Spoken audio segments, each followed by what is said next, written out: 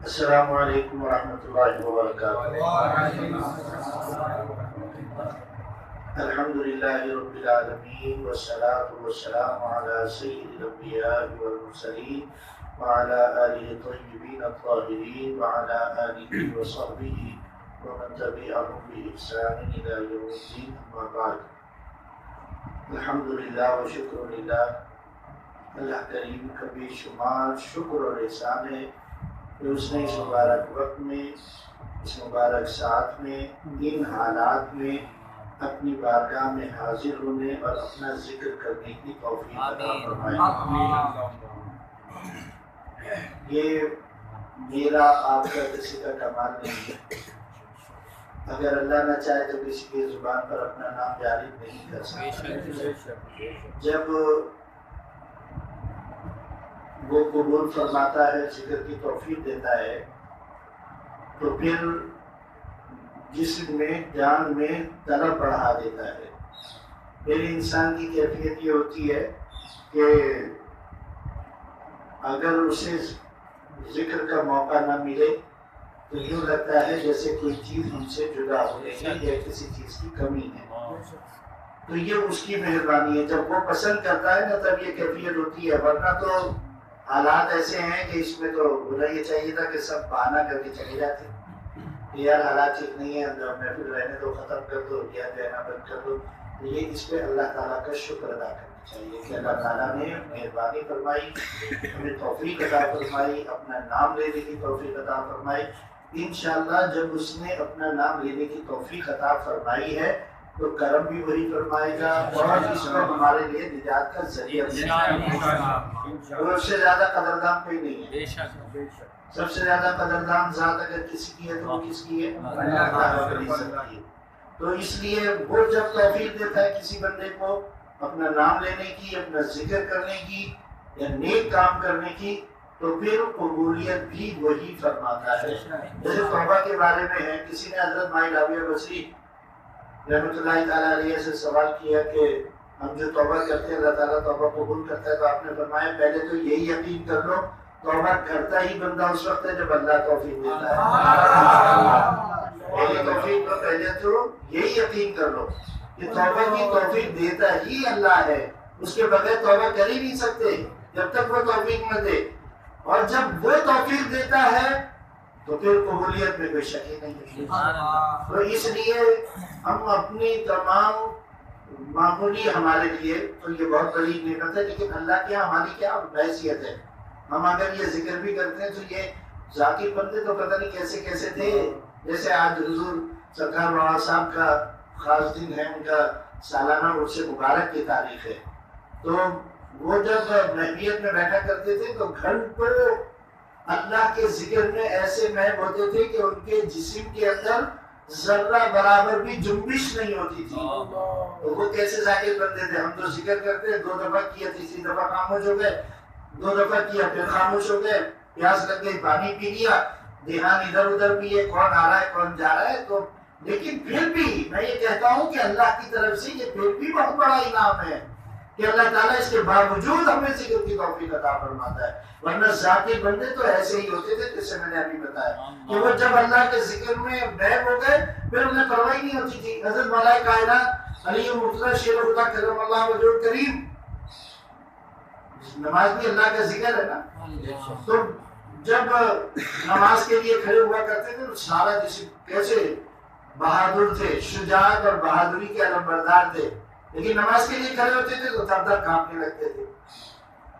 نیزہ کسی مقابلے میں یا جنگ میں جو ہے وہ پاؤں میں لگ گیا پنڈلی کے اندر، اور اتنے جری اور بہادر ہونے کے باوجود شدت تکلیف اتنی ہے کہ اگر کوئی نکالنے کی کوشش کرتا ہے تو آپ تڑپ جاتے ہیں کہ بھئی یہ نکالے کیسے؟ فرمانے لگے اچھا ٹھہر جاؤ، وضو کیا، کہنے لگے میں نماز میں کھڑا ہو جاتا ہوں، جب میں نیت باندھ لوں نماز میں منوی ہو جاؤں پھر نکالے۔ اب نماز سے باہر کیا کیفیت ہے کہ ہاتھ بھی لگاتے ہیں تو شدت تکلیف سے آپ اسے ہٹا دیتے ہیں، اور نماز میں کھڑے ہو گئے تو ایسا ہی نماز اللہ کی بارگاہ میں حاضر ہونے کا، ایسی توجہ، ایسا رجوع کہ جب نیت باندھ لی تو وہ نیزہ نکال لیا، پاؤں تک میں جنبش تک نہیں ہوئی. ہلنا بھی بڑی بات ہے کہ تکلیف سے پاؤں میں جو کوئی جنبش ہو جائے. تو وہ ذاکر بندے تھے نا. ہم لوگ تو بس ذکر کرتے ہیں. اللہ نے یہ بھی بزرگوں کی توجہ اور ان کی مہربانی ہے، ان لوگوں نے لگا دیا ہمیں، ان کی نقل کرتے ہوئے پھرتے ہیں، ذکر کر رہے ہیں. ٹھیک ہے، نیت یہ ہے جگہ جگہ اللہ کے نام کا ذکر ہو، آواز بلند ہو. میرا ایمان ہے، میرے پیشواؤں نے فرمایا جہاں تک آواز جاتی ہے وہاں تک بلائیں مصیبتیں ٹل جاتی ہیں. یہ تو میں نے ابھی بھی عشاء کے بعد بتایا تھا نا کہ وہ جو لشکر جنگی کے جو وہ ہیں سپاہی صاحبہ کے، ان کے جمعے کا کلپ میں نے دیکھا. وہ اپنے جمعے کے کلپ کے اندر وہ یہ کہہ رہے ہیں کہ بھائی ہمارا بلیو اب یہ ہے کہ علاج ضرور کرنا چاہیے. علاج بھی جبھی مؤثر ہوتا ہے نا جب اللہ اس کو شفا دیتا ہے. تو علاج بھی جہاں جا کے ختم ہو جائے تو اس کے بعد پھر شفا کے لیے اور نجات کے لیے اگر کوئی چیز ہے تو وہ دعائیں ہیں اور ذکر الہی ہے. اس سے شفا حاصل ہوتی ہے. تو حقیقت یہ ہے کہ ایک ظاہری شفا ہے، ایک باطنی شفا ہے. جب باطن صاف ہو جاتا ہے ظاہر تو ویسے ہی دھل جاتا ہے. بھائی جب ہر وقت کوئی بندہ ذاکر ہو جائے گا یا ذکر کرے گا تو اس کے اوپر کس چیز کا نزول ہوگا؟ اللہ کی رحمت کا نزول ہوگا. اللہ کی رحمتیں اس کے اوپر نازل ہوں گی. اور جب اللہ کی رحمتیں اس کے اوپر نازل ہوں گی تو پھر اس کے اوپر اگر کوئی بیماری ہے، دکھ ہے، غم ہے، وہ سب اللہ کے ذکر کی وجہ سے سب دور ہو جاتا ہے. ظاہری بھی پاکیزگی حاصل ہو جاتی ہے، باطنی بھی پاکیزگی حاصل ہو جاتی ہے. لیکن ان محفلوں میں اصل میں ہم موضوعات جو ہے نا وہ تھوڑے مختلف ہی ہوتے ہیں کیونکہ یہ نسبت والوں کی محفلیں ہوتی ہیں. تو یہاں پر جو حضرت بایزید بستامی رحمۃ اللہ تعالی علیہ بہت پائے کے بزرگ ہیں. ایک دن اب یہ دیکھیں ان لوگوں کی اللہ تعالیٰ بھی پھر کیسے یہ حضور غوث پاک نے فرمایا ہے اور بھی پیشواؤں کے ہمارے ارشادات کے اندر ہے کہ روحانی دنیا کے اندر میں جو ہے نا میں کچھ ہوں، میں یوں ہوں، میں وہ ہوں، میرے کرنے سے یہ ہو جاتا ہے، میرے کہنے سے یہ ہو جاتا ہے، میری دعا سے یہ ہو جاتا ہے. یہ سب چیزیں جو ہیں یہ سب گناہ کبیرہ ہیں. ویسے بھی میں تو اللہ کے پسند ہی تھی، ٹھیک ہے نا. حضور غوث پاک نے فرمایا جس کے دل میں خیال گزر گیا میں کا، اس کا مقام اگر عرش تک اس کی نگاہ جاتی ہوگی نا، یہ مقام کا حامل ہوگا تو زمین کی تہہ میں جا کے پڑ جائے گا. ایک میں کے خیال سے کہ میں کچھ ہوں، میں کے اوپر تو ہمیشہ چھری چلی ہے، میں سے کوئی بھی جو ہے نا وہ کامیاب نہیں ہوا. تو یہ اللہ والے بھی جو ہے نا یہ میں کو ہی مٹاتے ہیں، یہ میں کے گلے پر ہی چھری پھیرتے ہیں. یہ اسی طریقے سے جو مرید صادق ہوتے ہیں، ہر ایک ہی نہیں، مرید صادق ہوتے ہیں یا طلب صادق رکھتے ہیں، اللہ کے راستے میں چلنا چاہتے ہیں، تو ان کی میں کو مٹانے کے لیے عجیب عجیب طریقے اختیار کرتے ہیں. اتنا وقت نہیں ہے کہ میں بھی اس کو بیان کروں. لیکن حضرت بایزید بستامی رحمۃ اللہ تعالیٰ علیہ یہ اتنے بھائی کے بزرگ تھے، معمولی نہیں تھے.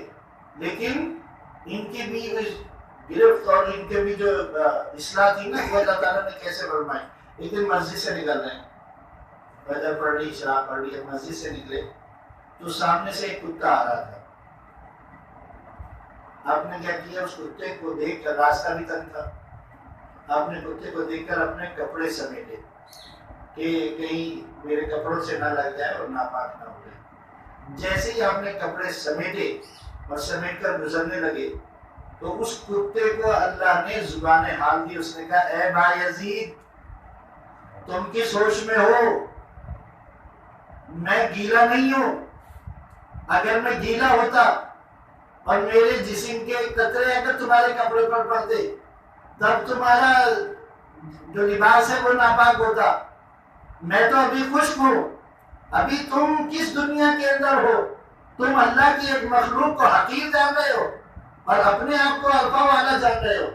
جب اس نے یہ جو کلمات ادا کیے نا، حضرت بایزید بستامی ٹٹک کے وہیں کھڑے ہو گئے، کہنے لگے واقعی مخلوق تو اللہ کی ہے نا ساری، یہ پائے کے لوگوں کی ہے، ہمارے جیسوں کے لیے یہ بات نہیں ہے. لیکن ہم اس کو دہراتے اس لیے ہیں کہ ہمارے اندر بھی ہمت پیدا ہو، ہمارے اندر بھی میں کے جذبے کو ختم کرنے کے لیے کوئی جو ہے وہ جذبہ پیدا ہو کہ ہاں یہ مخلوق ساری اللہ کی ہے۔ کتے بلی کس نے بنائے ہیں؟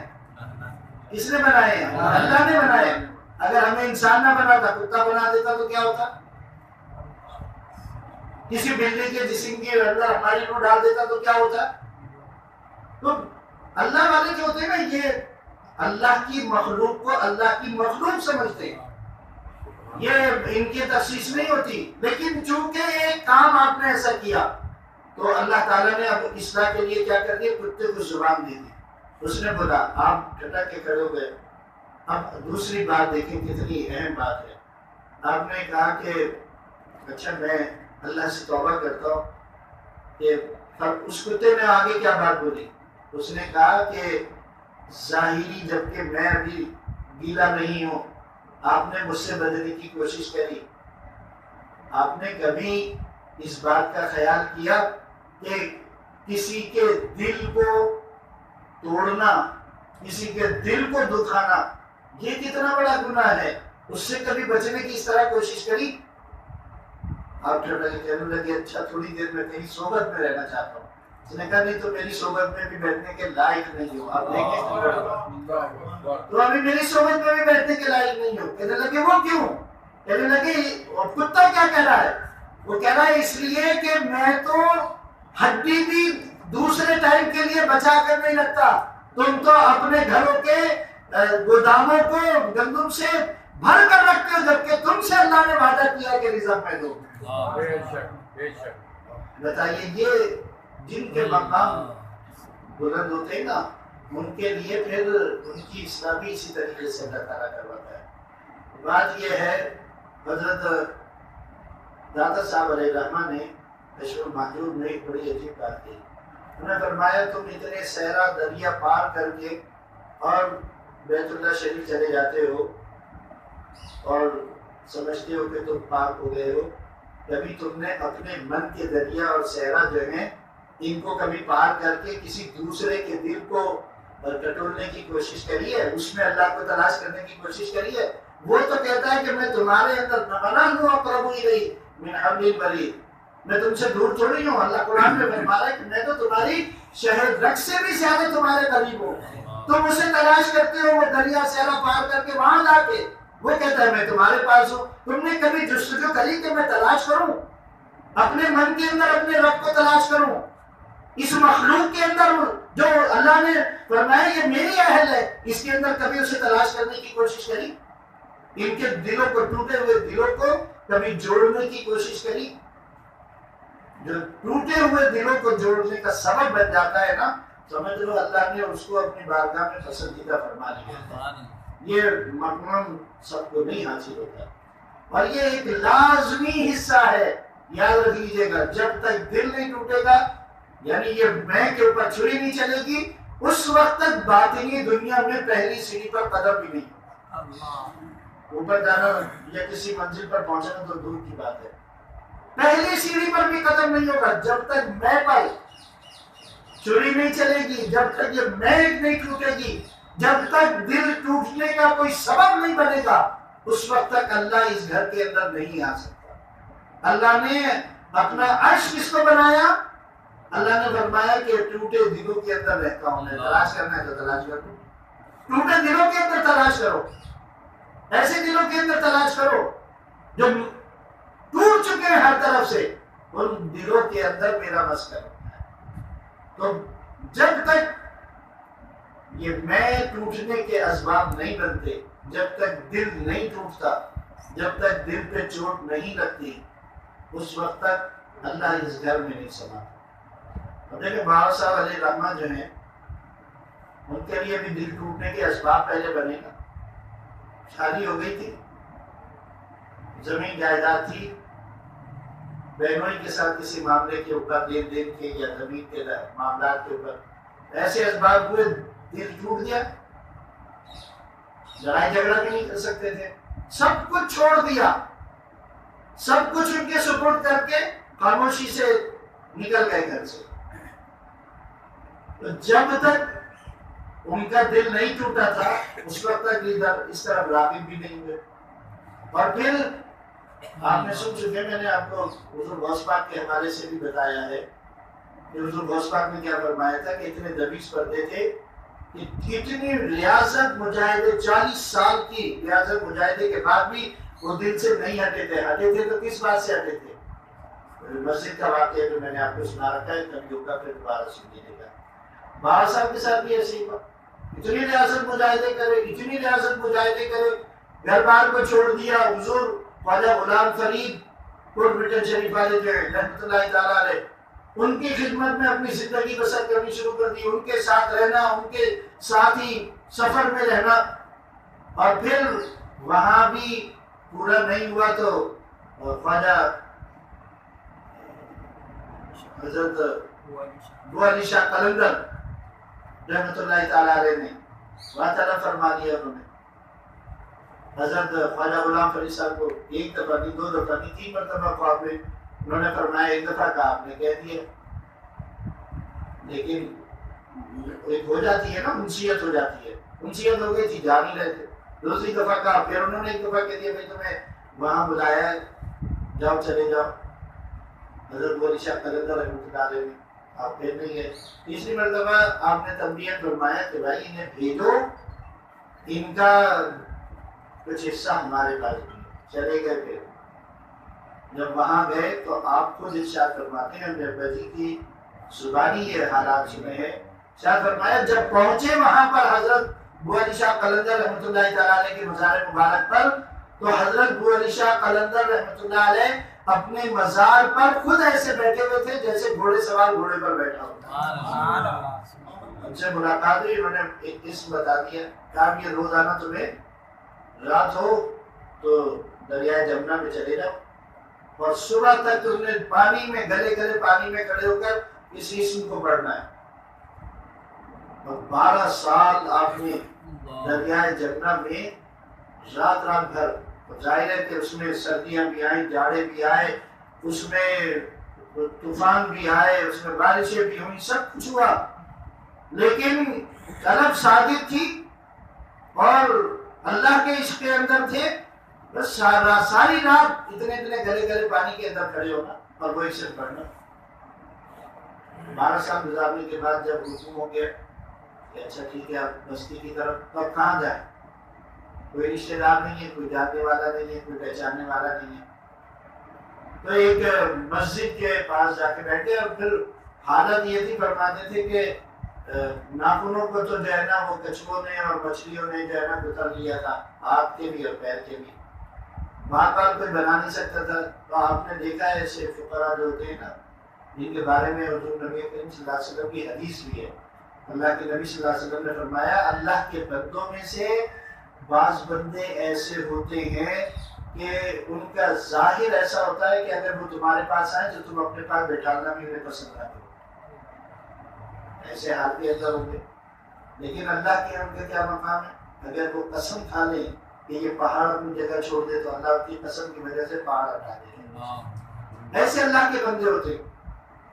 وہاں صاحب کا بھی یاد کرتے ہیں، بالوں کے اندر رٹے پڑ گئی تھی، یعنی پانی کے اندر ہے نا، دن میں صبح نکل کر آتے تھے، ایک چھپڑ سا بڑا پتھر، اس میں آپ آرام فرماتے تھے، اور سارے دن کے اندر غذا کیا تھی؟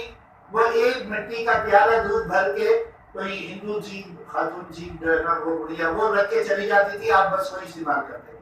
دن بھر میں سے اتنی غذا، مونچھیں بھی بڑھ رہی ہیں، داڑھی کے بال بھی لمبے ہو گئے ہیں، سر کے بالوں کے بھی لٹے بنے ہوئی ہیں، تو کوئی بھی نہیں تھا. حکم یہ ہو گیا بستی کی طرف جاؤ. اب بستی کے اندر جائیں کہاں؟ فرماتے ہیں میں ایک مسجد کے سیڑھیوں کے پاس آ کے بیٹھ گیا.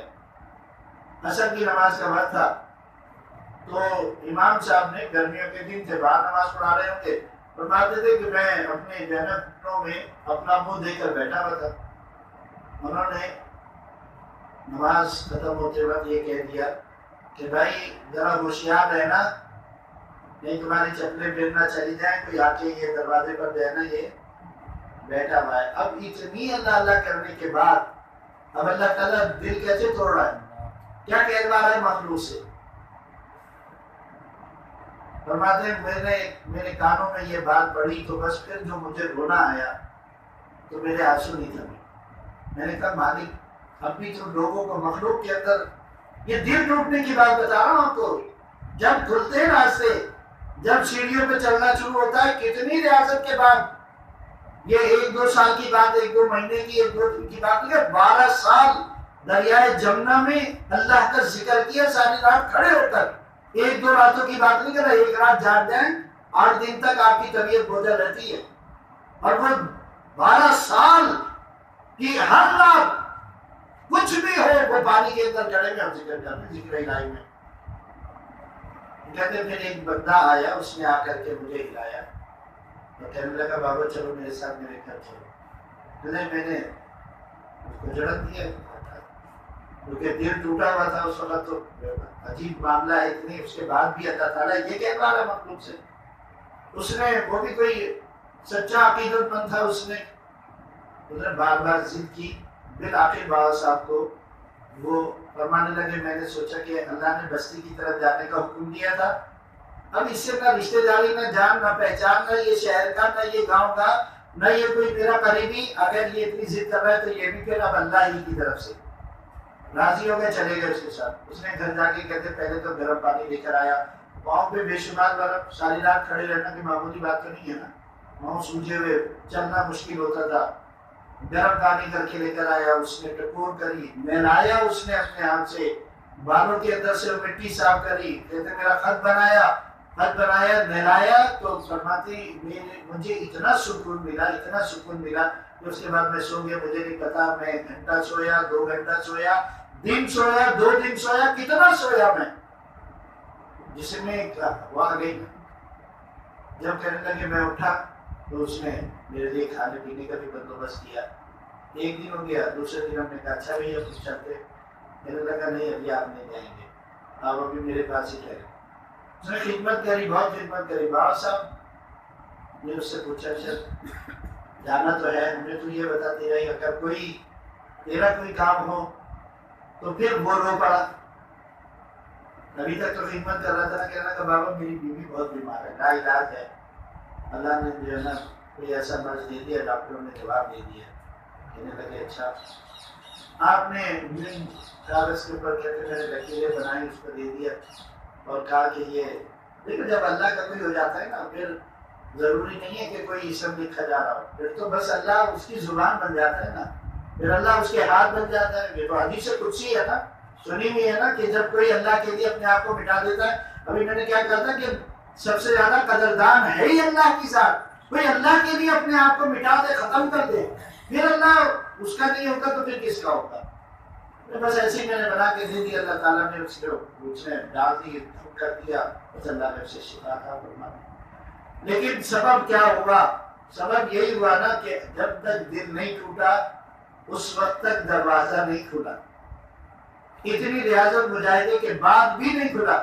ہم کہتے ہیں کہ ہمیں ذرہ بھر تکلیف بھی نہیں ہو، ہمیں کوئی ٹیڑھی آنکھ سے بھی نہ دیکھے، ہمیں کوئی جو ہے نا وہ کسی اور زبان سے ہمارے بات بھی نہ کرے، ہمارے سامنے اف بھی نہ کرے، اور ہم اللہ کے دوست بھی بن جائیں تو بھائی یہ ناممکن. یہ دو علیحدہ چیزیں. اللہ کے راستے پہ چلنا ہے، اللہ کو پانا ہے تو مخلوق کی اذیتیں برداشت کرنی پڑے گی. نبی کریم صلی اللہ علیہ وسلم اللہ کے حبیب ہے، کائنات ان کے لیے اللہ نے بنائی ہے. لیکن 3 سال شعبہ ابھی تعلیم میں محسوس رہے کہ نہیں ہے؟ کیا کھایا پیا؟ صرف درختوں کی جو چھال ہوتی تھی وہ ابال کر اس کا پانی پیا جاتا تھا. کھانے پینے تک کے چیزوں کا مقاطع ہوا تھا. وہ مالک جو خالق کائنات ہے، جو زمین سے ہمارے لیے پھل اگا دیتا ہے، جو زمین سے ہمارے لیے فصل اگاتا ہے، وہ کیا اپنے حبیب علیہ السلام کے لیے زمین سے نعمتیں نہیں نکال سکتا تھا؟ لیکن اس لیے کہ یہ بتا دے، امت کے لیے پیغام ہو جائے کہ اللہ کے راستے پہ چلو گے تو تکلیف برداشت کرنی پڑے گی. پھر تو مصیبتیں بھی آئیں گی، پریشانیاں بھی آئیں گی، باتیں بھی سننی پڑیں گی، اس قسم کے حالات بھی ہوں گے. اور ان کے ساتھ ہوئے تو پھر ہم کیا ہمارے ساتھ نہ ہو کچھ بھی، اور ہم یوں ہی اللہ کے لیے بندے بن جائیں. کوئی کہے گا مردہ بن گئے، کوئی کہے گا بھائی نمازی بن گئے. اب تو انہوں نے مسجد کا راستہ دیکھ لیا، ادھر لنگروں کے اوپر پڑھتے ہیں. یہ تو لوگوں کے گھروں کے اندر جائے گا، جو جس کے دل میں آئے گا وہ کہے گا. تو لوگ کہتے رہیں. اگر آپ اللہ کے لیے نکلتے ہیں، اگر آپ اللہ کی محبت ہے آپ کے دل میں اور آپ صرف اللہ کے ذکر کے لیے نکلتے ہیں، تو پھر لوگ کہتے رہیں ان کا کہنا آپ کے مراتب کو بلند کرنے کا سبب بنے، ان کا کہنا آپ کا اللہ کی بارگاہ میں قبولیت کا سبب بنے گا. تو اس لیے ان باتوں کی طرف جو ہے وہ ذرا یہ اس پہ ایسے کہ ہم کچھ نہیں ہے، یہ ہمارے پیشوا تو کچھ ہے نا. انہوں نے اتنی ریاستیں مجاہدیں کی ہیں. حضور غوث پاک رضی اللہ تعالیٰ اعلیٰ حضرت سے کسی نے سوال کیا کہ اگر کسی کا پیر جو ہے وہ کامل نہیں ہے، تو آپ نے فرمایا کہ دیکھو ایک چیز کا خیال رکھنا، اگر سلسلہ اس کا منقطع نہیں ہے، کہیں سے ٹوٹا ہوا نہیں ہے، اور سلسلہ در سلسلہ اس کا ہاتھ جو ہے وہ حضور غوث پاک اور اس سے آگے جا کر نبی کریم صلی اللہ علیہ وسلم تک پہنچتا ہے، یعنی سلسلہ جڑا ہوا ہے، تو اگر اس کے پاس کچھ نہیں ہوگا تو اس کے پیر سے تمہیں فیض ملے گا، اور اس کے پیر سے اگر فیض نہیں ملا تو اس کے پیر سے تمہیں ملے گا. اور اگر وہ بھی سب کامل نہیں ہے تو یقینی طور پر حضور غوث پاک رضی اللہ تعالیٰ عنہ جو منبع فیض ہیں اہل سلسلہ کے لیے، تو ان کی ذات سے تمہیں فیض ضرور ملے گا، محروم نہیں. تو اس لیے ہم لوگ اہل سلسلہ ہیں، اہل نسبت ہیں، کسی نہ کسی حوالے سے کسی نہ کسی سے ہماری نسبتیں ہیں، تو اپنی نسبتوں کو قوی رکھیں اور یقین کریں کہ یہ نکلنا، یہ اللہ کا ذکر کرنا، یہ گھر گھر جا کر بیٹھ کر اللہ کو یاد کرنا، یہ کسی منصب کے لیے، کسی بابا کے لیے، کسی، یہ تو ہمارے پیشوا نے سبق دیا تھا کچھ عرصے منقطع رہا، پھر اللہ نے توفیق دے دی، پھر دوبارہ شروع ہو گیا. تو اس لیے اس کو لازم پکڑ لیں، انشاءاللہ نہ دنیا میں محروم رہیں گے نہ آخرت کے اندر محروم رہیں گے. اللہ تعالیٰ مجھے بھی اس پر ثابت قدمی عطا فرمائے اور آپ سب کو بھی ثابت قدمی عطا فرمائے. ما توفیق الا باللہ وما علینا الا البلاغ المبین.